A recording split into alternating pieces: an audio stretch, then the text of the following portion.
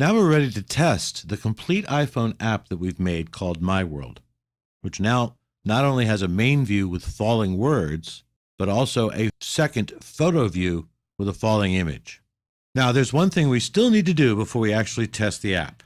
As you recall, back at the viewDidLoad method in our photoviewcontroller.m file, we added these statements, including the self-view background color, which set the background color of the second view. We also set the photo timer to be 0.2 of a second, and we set the falling image to start off with an image named fallingimage.png. This is the default image that we start with before the user has a chance to pick an image with the image picker. Now, if this were a commercial app, you'd probably want this image to be the corporate logo or something very much a default image. In our case, any graphic image will do as a default image just to see how My World works. Now, you can copy any photo or graphic image file and convert it to the PNG format using, say, an image editing program, or even just iPhoto on the Mac is just fine for that. And you want to rename it to fallingimage.png. And after you've renamed the file to fallingimage.png, you can add it to the project. It's an image of me playing harmonica from a few years ago, which will do nicely. It's also named properly fallingimage.png. And I like to drag rather than choose menus. So I will drag fallingimage.png into the supporting files where I have the other images. Immediately, the Choose Options appears. The Choose Options lets you specify how the files are added to the project. And we want to make sure that Copy Items is selected because we want to copy the file into the Destination Groups folder. We don't care too much about this option because we're not copying a whole folder, but otherwise we would create a group for the new folder if we wanted to. Finally, we have to make sure that it's added to this target, My World, the My World app. And so we click Finish, and there is our falling image in the supporting files folder. If we click on it, we see there it is. So now that we have an image, we are ready to go ahead and run and test this program. We have what we need here, the default image. We have our flip side view. We have our photo flip side view, which also has the same light info button. We have our main view, which has this light info button. And we have our main window, which has a scroll view in the window. So we're ready to go ahead and check it out. If we go up here to the very top of the project navigator and click the very top entry, we'll see a summary of our iOS application target. It's set to iPhone for our device, and the deployment target is set to 4.3, which it should be. We're not completely done with this app because we'll still need an app icon and launch images, but we'll be doing that later. You can see that our scheme is set to the iPhone 4.3 simulator, which is what we want to use. So now we're ready to run the app and test it. So let's click Run. The build is successful, and now the app is running in the iOS simulator. And sure enough, there's our Peace on Earth appearing over the background image, and there's our test banner ad. Let's click the test banner ad, and we can see that the test advertisement is working. And we can close that by clicking the X.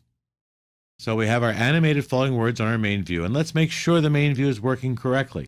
Let's click the light info button for the flip side view, and let's add, let's say the word again. I happen to like all uppercase for this animation, so we'll use all uppercase. And click the done button. And sure enough, our animation is working with the words Peace on Earth again. So let's see if our gesture from before is still working, our unpinch. We can do that by holding down the Option key and dragging apart. There it is, our flip side view again. Let's see if the speed is working. Let's increase the speed and click Done. Sure enough, the animation is moving faster. And if we go back to the flip side view by clicking the light info button, we see that the speed setting is set to the new speed. Well, it seems like everything's working just fine. Let's see what happens though when we swipe. Do we get a second view, first of all? Is it going to scroll? And is an image going to appear in an animated form? Well, let's start swiping this way. First you see parts of the new view, but it didn't quite make it all the way because we didn't swipe far enough. Let's do that again. Swiping far enough, we have our image view. And sure enough, there's our default image flowing down the way we animated it. It's appearing a little bit lower than the status bar than the falling words. Now the photo view, of course, also has a light info button so that we can change the image. Let's click it and see if that works. And sure enough, we are in the image picker. Now it just so happens that the iOS simulator doesn't have any photos in its photo library. So we really can't test the image picker. But that's okay, because we know the image picker works. There really is no better way to test an iPhone app than to actually test it on an actual iPhone. We'll be going over that much later when we talk about the development provisioning. Let's see if the cancel button works, however, for the image picker. And it does. And now our animation picks up speed again. Let's swipe back to the main view.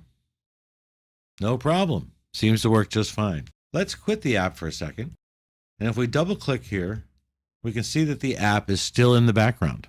Well, now we should test to see if the My World app settings show up in the Settings app. If we swipe to the right, we'll find the Settings app.